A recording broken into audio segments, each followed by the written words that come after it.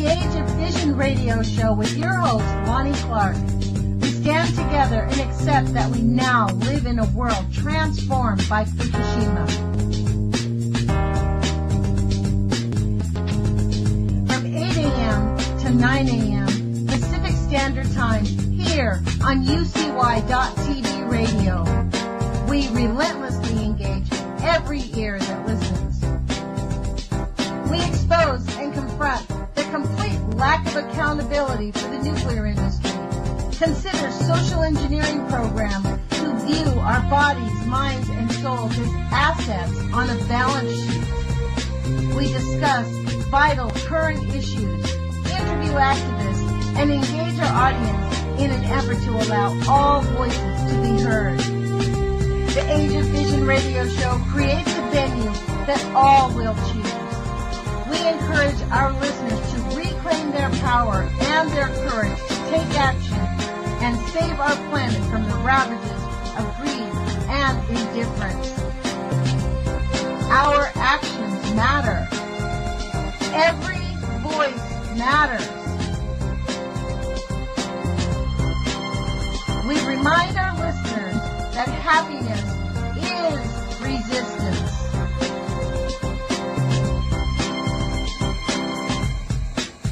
Love is greater than fear.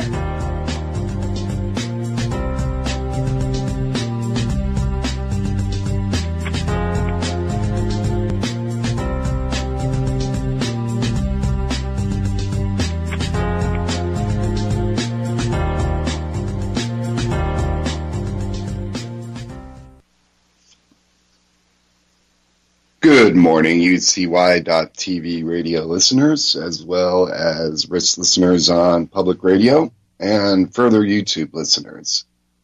My name is Jerome, and I am the Sane Environmentalist. I am here. I am in Oregon. I went to the coast this weekend, or the last few days, and on the 11th, 3/11, we were on the coast. I was on the coast with Kevin Finnegan, and as well I was on the coast with Lonnie Clark.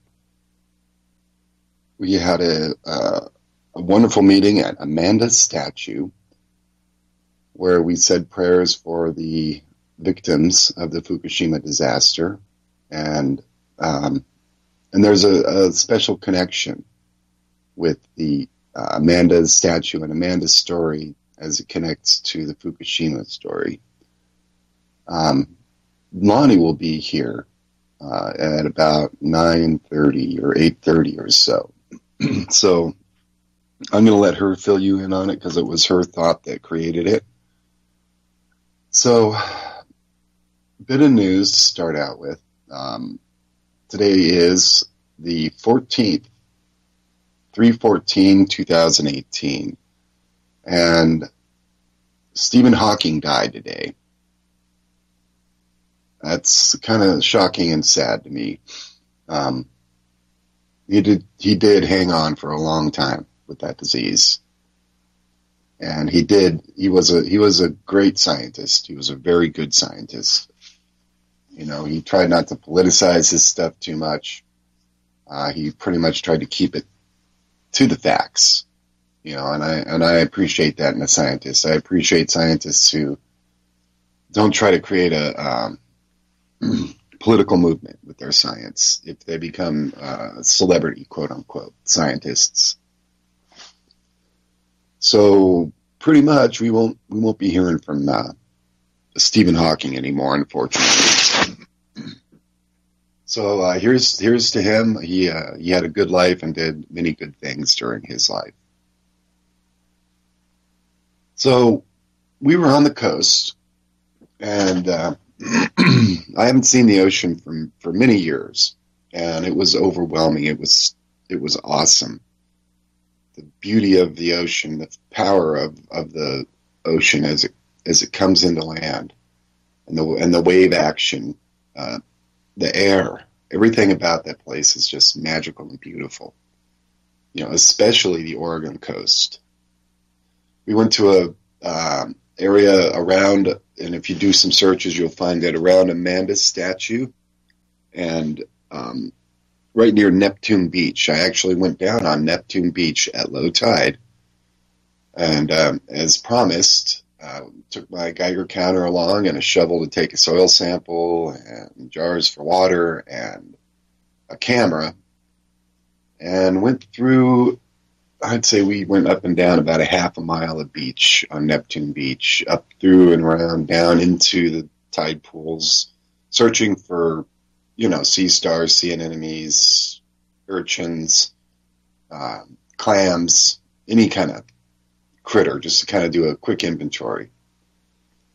I am sorry to report that I did not find, with the exception of 2 small sea anemones that were kind of sickly looking, I did not find any starfish, any living critters clinging to the rocks on that beach. Not even one.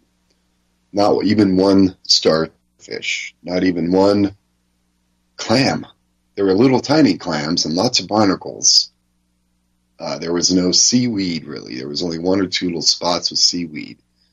The beach, if you live in Southern California, then you know what I'm saying.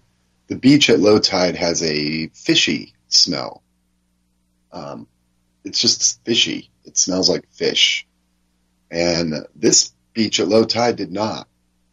It didn't have any of that decaying fish smell. It didn't have any of the seagulls that you would expect to see, or any other aquatic birds, avian life that you would expect to see in the air. Nothing. The entire time that we were down there, we saw 2 birds, and they didn't land. They were just circling, which indicates to me there's no food. And I know I would starve to death on that beach. So I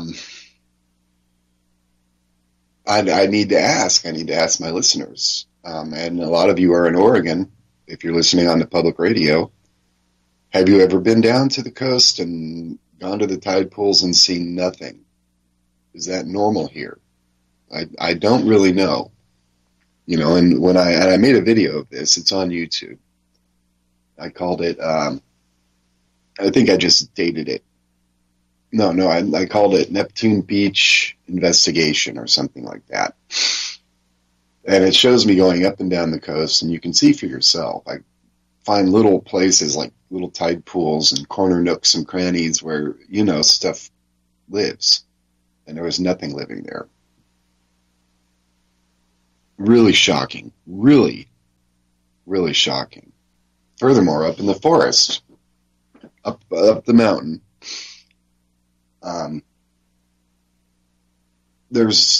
it was very lush, lots of plant life growing everywhere you look. However, there was a certain silence in the air that I, at first, was kind of like peaceful maybe, but then after a while I'm like, hold it. I'm out in the woods, by myself, and I'm looking around, and I suddenly realized I'm not seeing any birds, not even one. And I even mentioned this to Lonnie Clark. I'm like, Lonnie, there's no birds. And she thought, at least initially, well, it's because it's winter. But my thought is this. It's like, if you have a rainforest, which is basically what that is, you're going to have birds. I mean, birds are part of the forest. If you don't have birds, that means, and this is the thing with birds. If you don't have birds, that means that there's no bird food.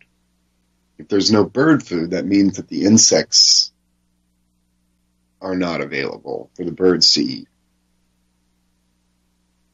And that's the base of the food chain. The insects are pretty close to the base of the food chain. So I looked around for insects. I looked around for ants and flies and mosquitoes. I think there was like 1 or 2 mosquitoes I saw all day.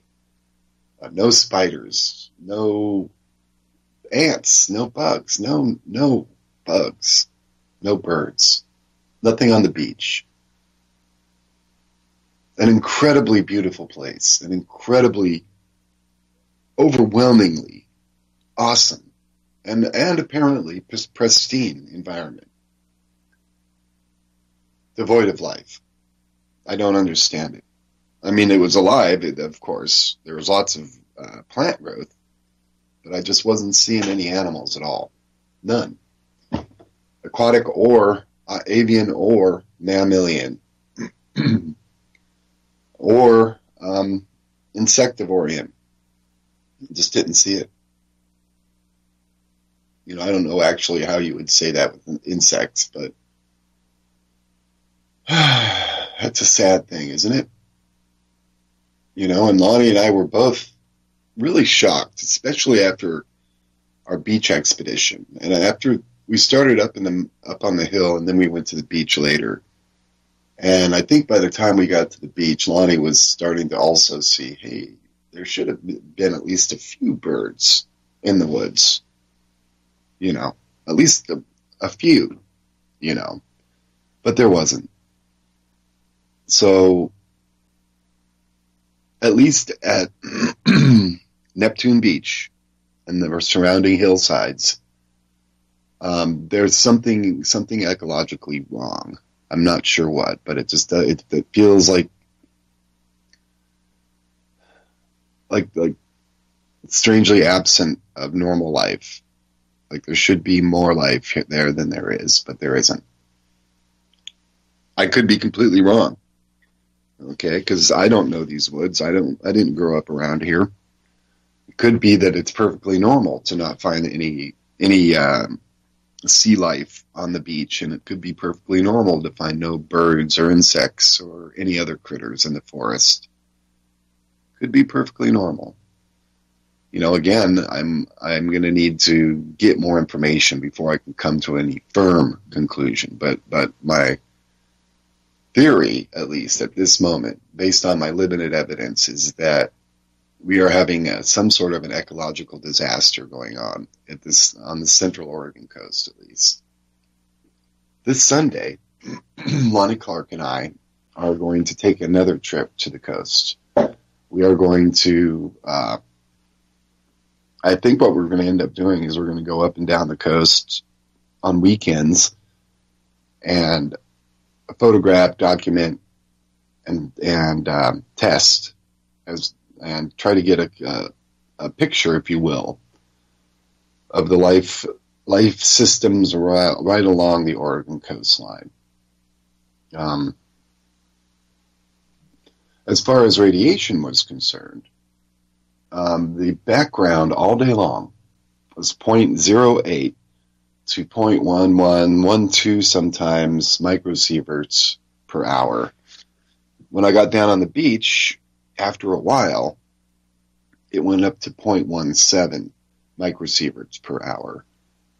That's still considered background level. That's not, according to most case studies, not a dangerous at all level of radioactivity. It's an occasional particle flying through the air. So it's not radioactivity. I did get a shovel. I tried to dig, because I wanted to dig like 2 to 3 feet down into the sand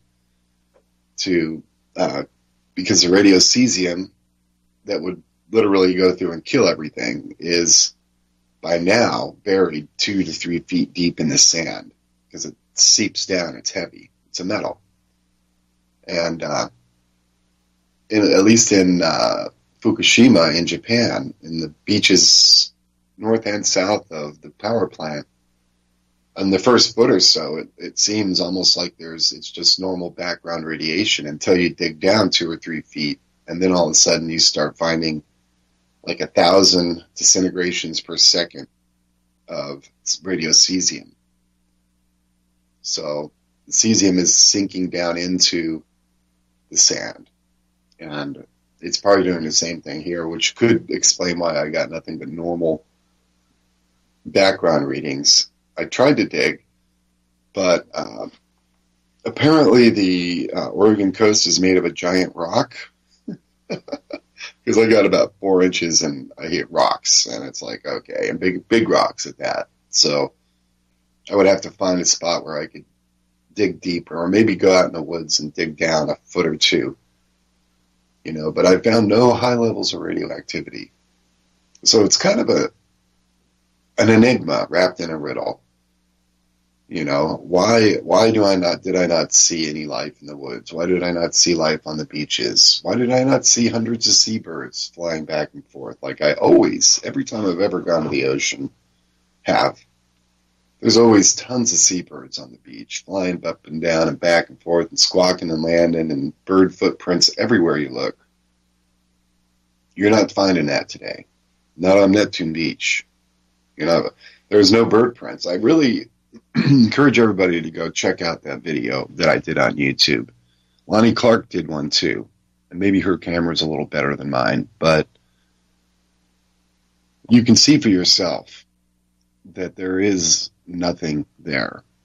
I've seen some YouTubers that did some videos, and they're like, look at the tide pools, they're all dead, they're barren. And I was like, that could be one spot in one tide pool, so I'm going to the jury's out on that until I see it with my own eyes. And that was part of the reason that I was coming to the West Coast, was so that I could personally investigate the coastline.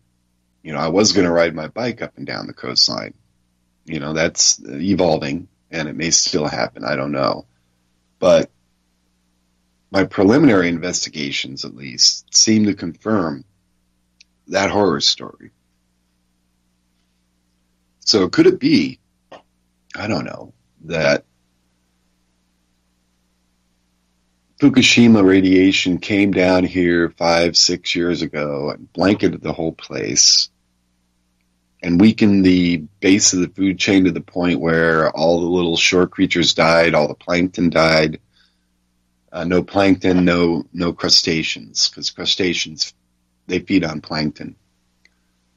So, and plankton are very sensitive to radiation. So it's very possible that radiocesium came through and came down, and strontium and all the other wonderful things that got emitted from Fukushima came down, fell into the sand, went through the water, killed off a majority of the plankton, and it left behind a literal desert. It looks like a desert, So I am happy to report I saw some whales when we got up on the ridge, and that was about, I'd say, 2,500 vertical feet above the ocean. And we were able to look out over the ocean and find some whales floating in the water or spouting in the water. So that's good. We got whales still.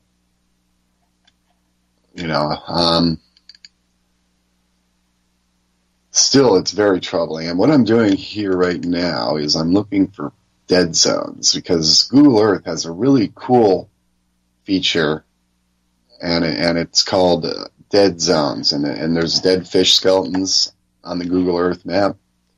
What is that called? It's called...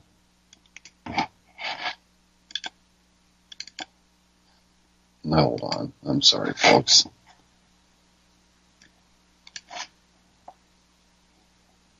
Ocean. And under the Ocean tab, you can check for census of marine life. You can check for animal tracking, dead zones. Okay, and so I'm zooming in on the Oregon coast right now, and I'm seeing a whole bunch of dead zones. So let's see, I need... Not roads. Sorry, folks. I'm working on this here. Trying to get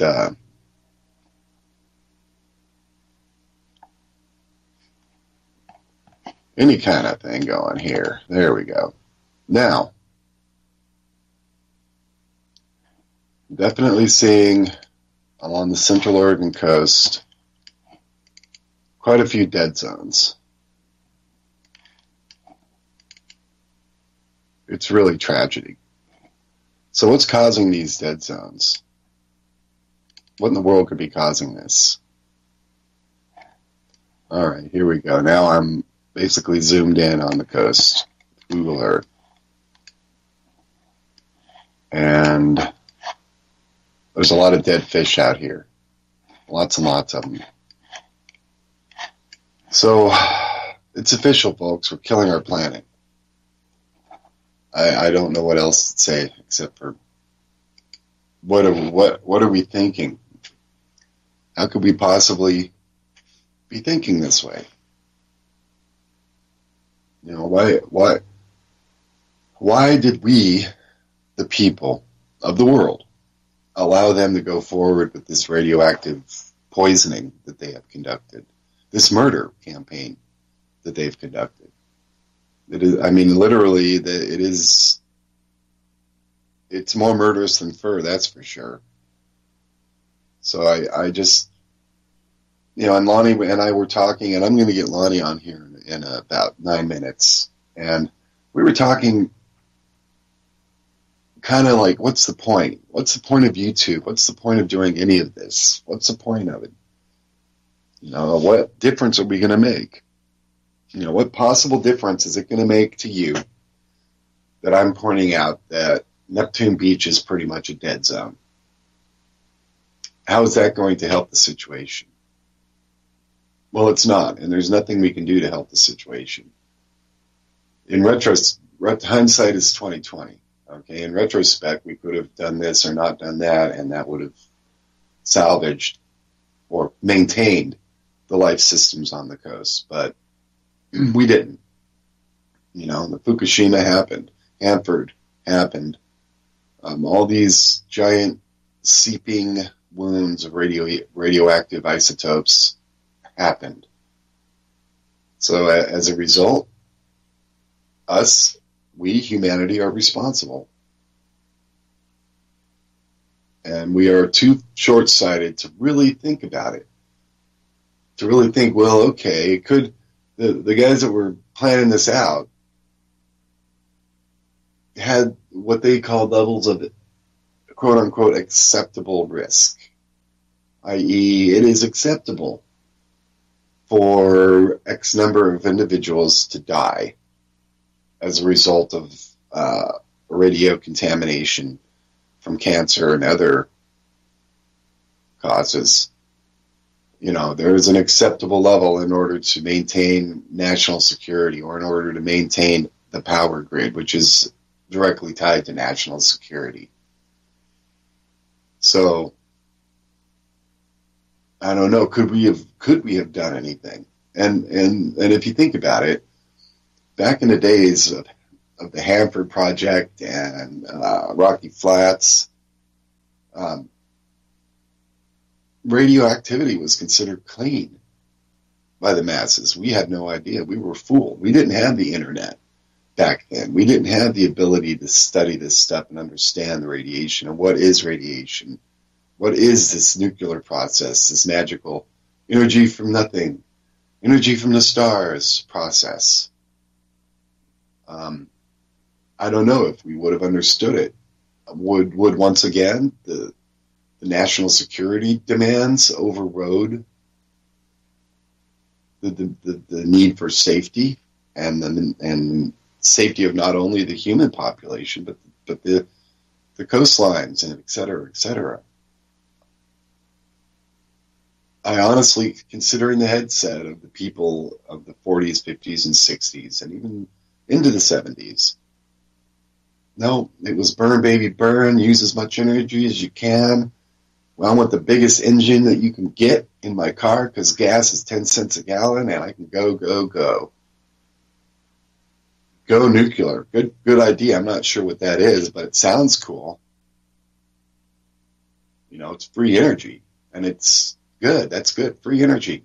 You know, that's the way that they looked at nuclear power. It was considered free energy, even though it isn't. It is not free energy, and it's a very intensive process that uses a whole bunch of energy to do its thing.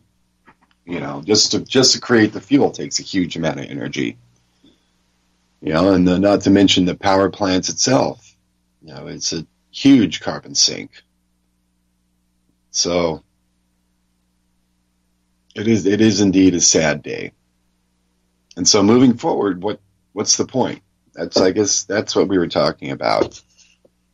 We were just having to wonder, what's the point? Why do we do this activism? Why do we do this? Is there, the more I do it, the more I just see the damage being done. I'm not seeing any kind of positive news, no good news coming out of the environmental front. It's all bad news. And unfortunately, I am the purveyor of that news to many people. And I guess I don't even know why I do it, folks. I really don't. I remain a little confused about why I do this, but I do this because I feel that it needs to be done. It's really as simple as that. And what difference can I make? I don't know. Maybe I can somehow change the future direction. Maybe some young individual who will be able to do something, we'll be able to. We'll have to see about that. So, I feel lost a lot. I really do. And I have to wonder, why do I do this? Why do I do this? What's the point of that? And sometimes it's hard to keep going. It really is, folks. Sometimes it's hard to sit down and have to talk about this, as a person that I met the other day pointed out, you oftentimes will create something just by putting that energy out there. So I hope I'm not cultivating destruction of the environment by putting that energy out there. And it seems that the destruction that I'm reporting on has all been done a while ago. We don't even know what kind of new environmental damage and new hellholes are being created on a daily basis. We have no idea. What the thing about environmental damage is, you find out after the fact. After they secretly dump the drums of poison into the ocean or onto the field or into the stream. When people are now getting cancer and animals are dying and ecosystems are going away, then, excuse me, then we find out that, oh boy, we got a problem. And again, in retrospect, what do? And with certain things, certain chemical pollutions and whatnot, you can actually kind of clean it up. But with radioactivity, it's not clean upable. It's just not. You can't do it. So that just it's kind of depressing, I guess.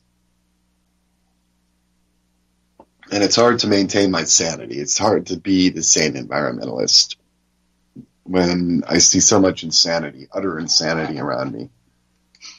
When I see the human race spilling gasoline on itself and then playing with matches, I just get very sad.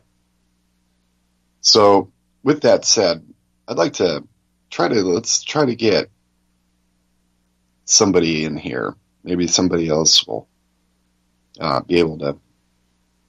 And please feel free to call in as well to the show. We'd love to talk to you guys. So I'm going to actually add Lonnie Clark to this call now. And see if we can get her in here to say hi, and get her perspective on this. That's important to me. So, with that said, I'd like to try to... Hi, Lonnie. How are you? I'm doing good. Jerome? So, yeah, I'm sure you're listening to my. I was. I wanted to make sure I was pertinent and didn't miss a minute of it because you asked me to be on at 8:30. So, thank you for asking me to join you. I am honored to have your presence here.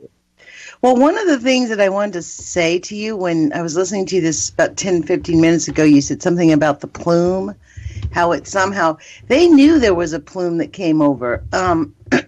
They called it was called a plume. We were going to be hit by a radioactive plume. They said it would hit the West Coast in 2015. Well, in 2015, the plume did come, but they called it the blob, and they didn't know what it was. You can look this up in the news. It was really hilarious because, it was from 2011. They said, well, we're going to have a radioactive plume. They decided this around, I don't know, early 2012. That was when I first got engaged in this scene. And so this is how the news evolves. That's what I wanted to talk to you about. This is how the news evolves to normalizing radioactive contamination. Exactly. That's what it is. And, I mean... And on your point, I was just listening right before you called me. I guess there's like a 2-minute lag here, right? So I was listening to you 2 minutes ago. And you were saying it's kind of depressing. Well, actually, for me, and I don't know why I've had this kind of attitude, for me it's not entirely depressing. I think this is like, we finally know. We've had 70 years of silence. This is, like Heidi was on my show yesterday, and we were talking about how this isn't really new. When you look at... She's going to come back on in a week or two, and we're going to get into this because she had a project with her kids where she made radioactive waste. And she was talking about how you make radioactive waste and how they knew. They have the people in the military who, basically it is the United States military who really has funded this whole show, this whole, God, we're God show. They've known for a long time. They knew they were... This is one of the things Heidi and I were talking about. When we were out at Cape Perpetua at Amanda's Trail, ironically, it was really a magical day because the three of us arrived at Amanda's statue, and we were supposed to meet up with Heidi Lambert, who's from No Nukes Northwest, and her family had gone to the other end of the trail, and they were hiking down. So after a while, we decided to hike up the trail. Actually, Heidi's daughter met us. I had asked everyone who stopped by if they were there for the Fukushima event, thinking my little video brought some people out. But we met Heidi, and one of the things Heidi and I were talking on the trail is how we actually, in a way, were at an advantage because at least this generation, the cat is out of the bag. We know. We can protect ourselves. We do know, like, the thing to think about, too, when we're measuring the air and the water, our Geiger counters, A, are not very accurate. But the fact that we get a reading at all is, to me, disturbing. And B, you can't really test. You have to put the water and the sand through testing. It takes Mark Casabier does the testing. If anybody wants to have their dirt tested, you need 3 cups of dirt. You send it to Mark Casabier for $50, and he will put it through a 2-week test. He puts it in this cylinder thing, keeps it hooked up to a specific computer that he has dedicated to it, and it marks readings. It goes through a series of reading markings, and it can tell you the gamma rays, all the radioactive rays. He can't tell you specifically what's in it, but they can say, yeah.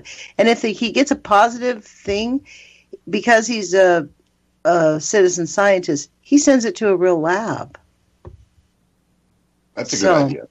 So it's actually, in the real lab is a person who's willing to, he's behind the effort to out the information. So he will confirm any of the readings that Mark gets.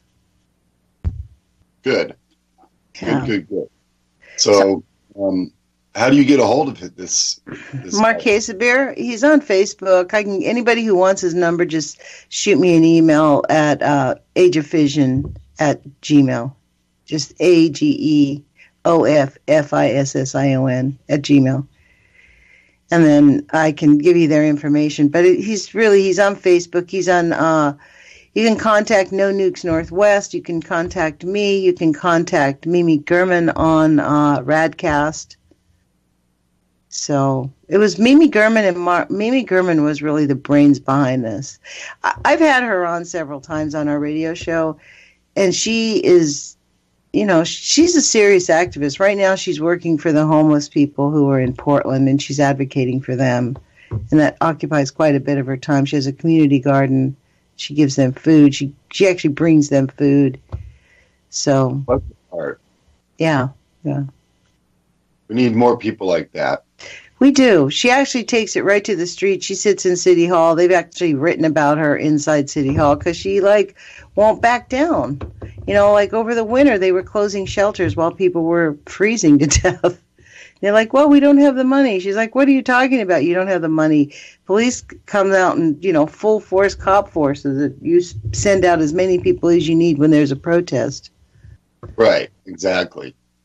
So they got the money and they got the resources when they want to have it. Yeah. Well, this thing with Cape Perpetua was quite an amazing day. We met up at the end of the day with Louisa Hamachek, who was on last week. She's been an anti-nuke activist in the Northwest. She's actually a watershed expert. And, there are people out here working, and this speaks to how much control there is, Jerome. They want us to feel like we're not, we were talking about what are we doing, and I think we're falling prey to the programming of, go back to your seat because you can't make a difference. But Louisa and I were talking about this, our energetic, our positive thoughts, our intentions, we are interconnected at a quantum level to everything in the universe. Our gift on this planet is love. And if we stay in that higher vibration, the answers will come. It may look grim now. We don't have the solutions. We're way in over our head technologically. That doesn't mean we can't, find an answer within 10 years, and we'll have a beautifully clean ocean. The rivers will be clean. I mean, we don't know. It is great, but that doesn't mean we have all the answers. Yeah, that's true. And I guess that's what keeps me doing this. It really does, Lonnie. The thing that keeps me doing this is the fact that the hope and really love too, love for the earth and love for my fellow humans. I want to help ensure the perpetuation of life on this wonderful planet. I want other humans to be able to enjoy the beauty and the serenity of the beach that I witnessed just this Sunday. I want further generations to be able to appreciate the love that happens in life. And I guess that's why I do this. You never know. Maybe in 10 years we'll have made a difference and we don't realize it, but our work today, had we quit, would have caused bad problems. So, I'm gonna continue what I do here because that's how I roll. Well, I think it's about what Guy McPherson said, taking right action. And love is all that remains. That's what, if you go to, GuyMcPherson.com, I mean, it's called Nature Bats Last, right? Like nature's going to survive all of us. I think that's the general tone. But his general theme of his things is like, look, all we really have is love. We're in over our heads. So our goal in life now is to do what we think is the right thing, pursue the right action, which means people looking for answers and solutions. It doesn't mean just giving up, living a nihilistic lifestyle, going around the world cruising and dumping more pollution into the ocean. You know what I mean? It's about taking right action still and loving your life and loving each other and really acknowledging what we have going on.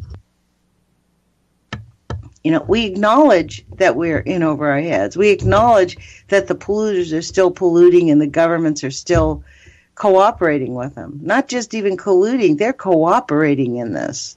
They are fully behind it. This is their idea. Let's don't tell the little people because the little people couldn't handle it. Yes. And that would be us. The people who are going to be affected are the ones that can't handle it, huh? Well, we had a crack in the wall yesterday. A guy from ICE actually resigned because the Trump administration was asking that he put out a false story about what happened in California. You know, that city, Oakland, where the mayor it called on the Latino community and said, "Hey, I got word that the ICE raids are coming." So people scrambled. Yeah. And ICE was really mad, and they wanted the head of ICE to put out a story that said that prevented 800 people from being arrested. He's like, that's not true. We didn't have to arrest 800. We weren't out there. You know, that wasn't what we were doing. We weren't looking for 800 criminals in Oakland. That wasn't the idea. It was an ICE raid. They were looking for undocumented people. So he quit. That was a shock. He actually quit rather than put out a false story. I think that's admirable. We have a crack in the wall now.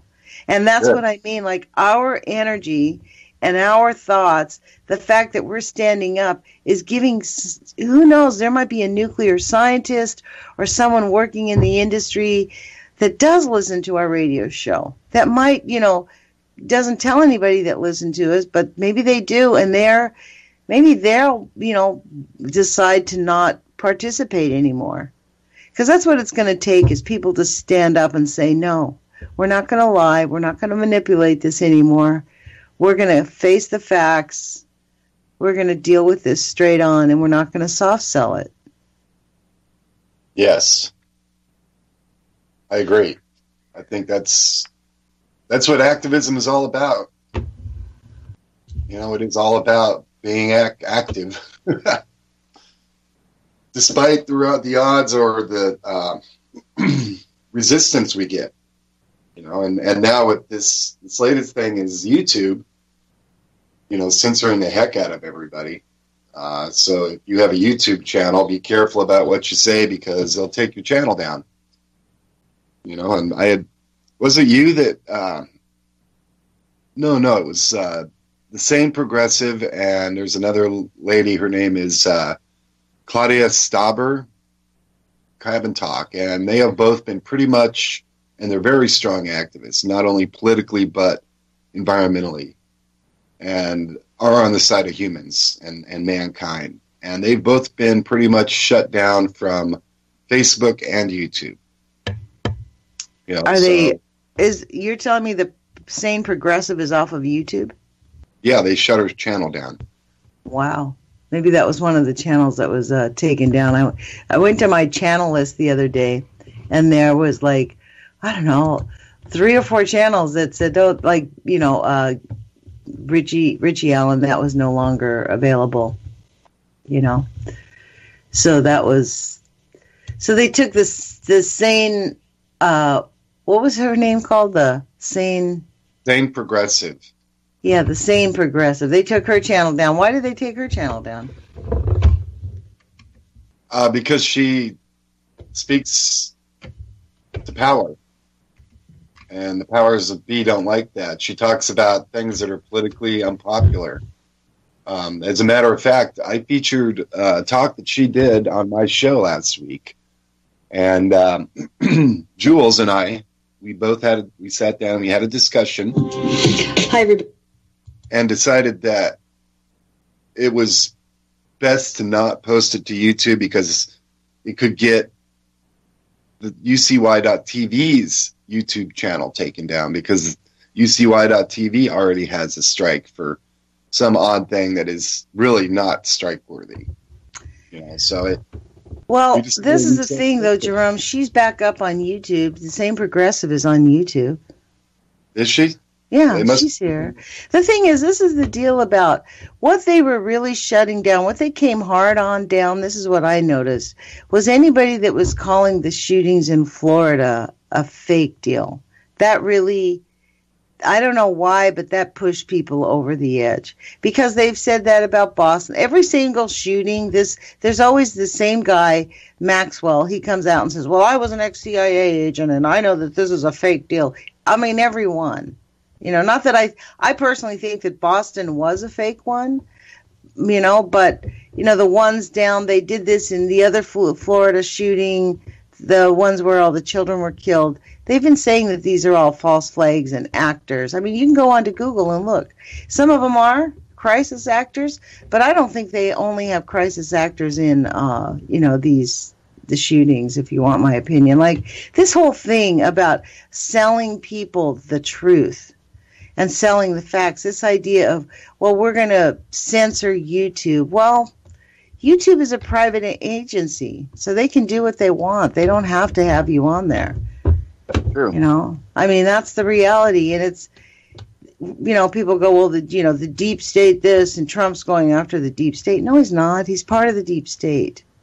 He just wants to have a change of guard. He wants him as dictator. That's all. He wants him to be. That's why you think he loves Putin, because he loves the way Putin runs the Russian presidency. He just kills all of his, he just poisons every single one of his real outspoken critics, people that are really going to challenge him. They're just like, done. I mean, people forget Putin was a KGB officer for most of his career. Highly effective. Worked his way into the presidency. That's pretty effective. Yeah, and he's pretty much a king at this point. Pretty much, But the thing is, I think that we have a nation where people are not going to put up with it. You know what I'm saying? And I do believe that they're actually really going to steal the elections in 2018. The people were feeling like the Democrats are going to take over and, the blue wave. I think that's hilarious. I don't think we're going to have the blue wave. I think we're going to have a lot of stolen elections.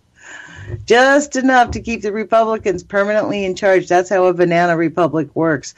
No matter how much the little people make an effort to get their people voted in, they don't happen. And if they do happen to vote it in, they have a car accident, or they get killed in a car wreck, or they get cancer, or they commit suicide with a bullet to the back of their head. Right. What was that kid's name? Seth Rich? Yeah, Seth Rich. I actually think Seth Rich was murdered by Russians, to be honest. It looks like a hit job. They're still calling it an alleged robbery. Seth Rich's parents are actually suing Fox News because Fox News is putting out a story that Seth Rich was the DNC leaker to WikiLeaks. Yeah, there's just Fox News. There's a lot of different sources that are saying that. I don't believe that at all. I think that they got into it. I think the Russians got into it. I've said this from the get. I think that the Democrats actually probably contacted the Russians to figure out how to hack their system so that they could get Bernie out. And they purged 2 million voters that were Democratic voters in New York City alone. They did in New York State. They did a lot of bad things, the DNC. And it was all computer hacking kind of stuff. And this Mueller report, if Mueller goes after this whole report, I would not at all be shocked if there was some indication that people at the top of the DNC invited the Russians in. And then when the Russians got in, they decided to turn it around and start hacking everybody because they could, because they had information to get in. Yeah. Because it's pretty obvious that the Russian story came out, and then the week later, the WikiLeaks, the DNC emails. So it was really, if you look at the timing of it, the WikiLeaks emails and the things that were happening that we now know about what they're investigating. And we didn't know about it then because it wasn't in the news. What Mueller's investigating about Russian contacts with the Trump campaign and Trump advisors, and the timing of all of it. I think it just confirms my suspicion from the very beginning that the DNC invited them in, and they went, great, let's do. I would not doubt it at all, because the untold story of the 2016 election is the purging of Democratic voters by the Democratic Party. The thing that what Trump did, that was easy pickings because, that wasn't that hard. I think what they've done, the studies have showed is that in Wisconsin and Minnesota, they took half votes of Hillary. What the machines were doing was giving a half a Hillary vote to Trump. So it wasn't taking a whole, it wasn't detectable because it was just barely under a vote.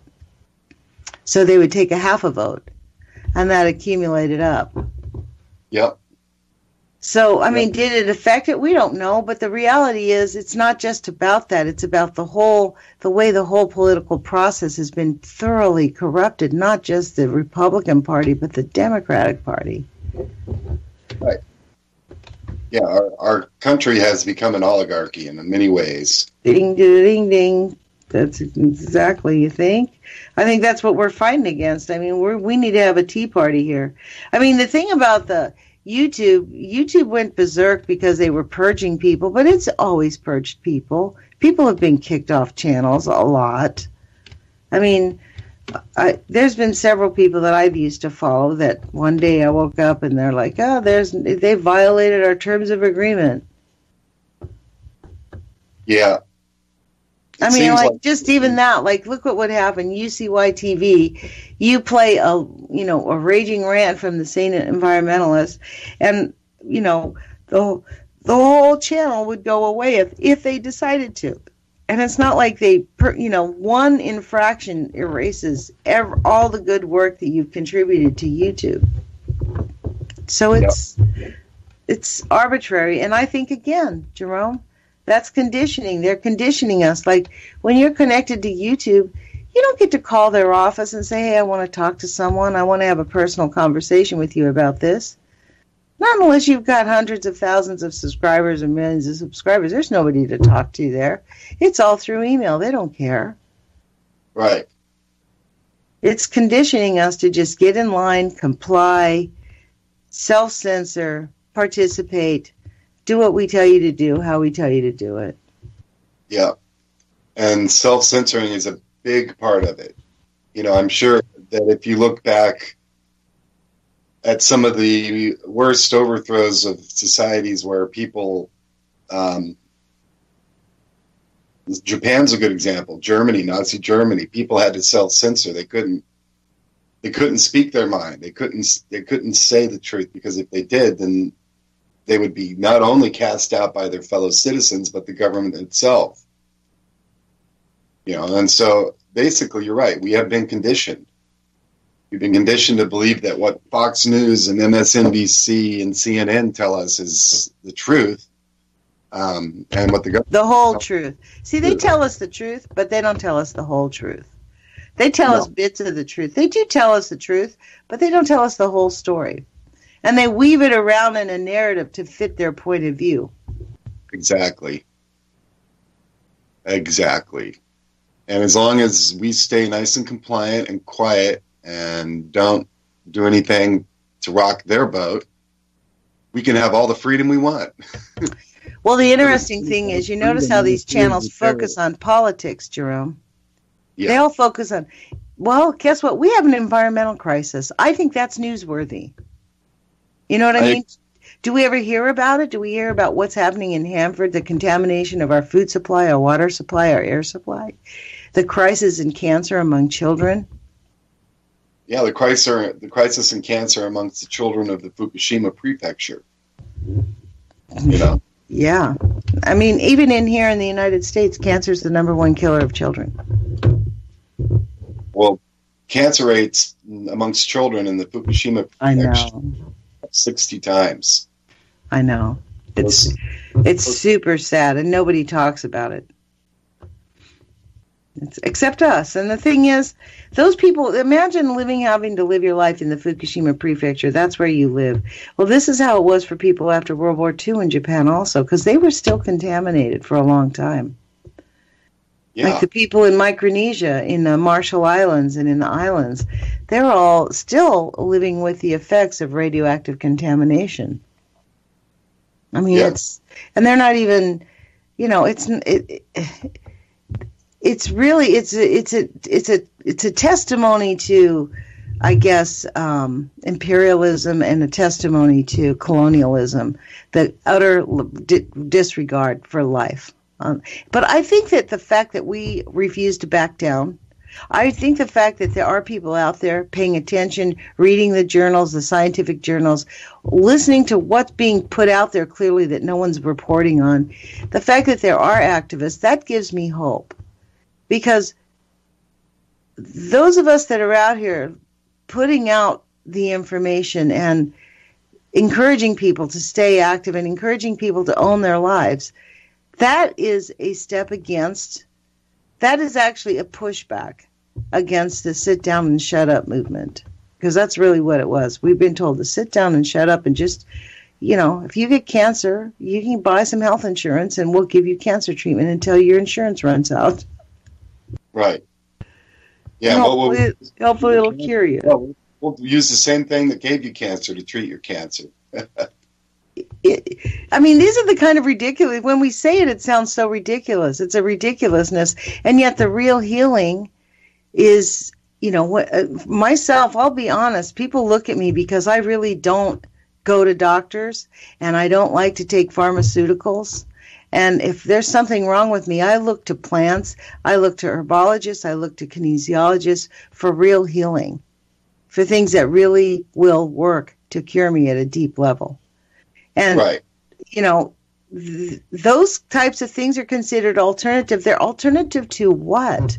They're alternative to the AMA. Who made the AMA the authority? They did. Right. Yeah, and what does the AMA know? Then there's the science that they have is basically based on faulty numbers and safety levels that are basically fluid. Obama increased the safe level of cesium and strontium by 1,000%? No, more than that, like 28,000. They went from warning us when 1 in 10,000 get cancer from a radioactive contamination.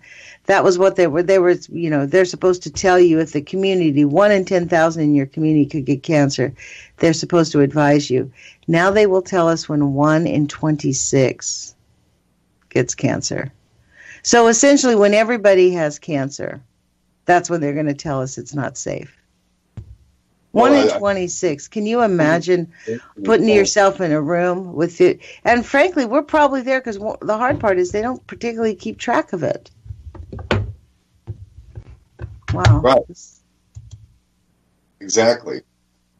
So we're pretty much, we're victims. So I don't know how to move forward except just by moving forward, Lonnie. Well, I refuse to hang on to the victim mentality. I'm going to be a full living human being. I'm not going to be a victim. I decided that a long time ago in my life as a child when I realized my parents were crazier than loons and violent and not everybody was like that. I could have felt like a victim, but it's a choice. I'm not going to feel like a victim. I'm going to feel empowered because I know this knowledge. And I'm going to take steps to protect my life and my loved ones. And we are going to live the fullest, happiest, healthiest life we can and appreciate the environment that we can and work towards the greater good. Yes. For me, that's what I get all excited about that because people want to give up. Well, look, we can't give up. We have an obligation. We're human beings. Does a bird wake up every morning and say, oh, I don't want, why doesn't God give me a bowl of food every morning? Why do I have to go find my food every day? That's not how a bird was created. A bird gets up and goes and gets its food and eats its weight in food every day. Right. Now, what's killing the birds is not the lack of food. It's the contaminants in the air. That's our responsibility to figure out how to reverse. Yep. Hopefully we can do that. So, Jerome, we have about 40 seconds, I noticed. I'm a clock watcher. All righty. Well, thank you for coming on this morning, Lonnie. We appreciate that. I appreciate you inviting me. Thank you. Yeah, and Sunday, you and I, we're going to the coast. We definitely are. Out to Hecata Beach, where we did see Ceciaminis a few years ago. Talk to you guys later. Thanks, Jerome. Have a good day. Bye.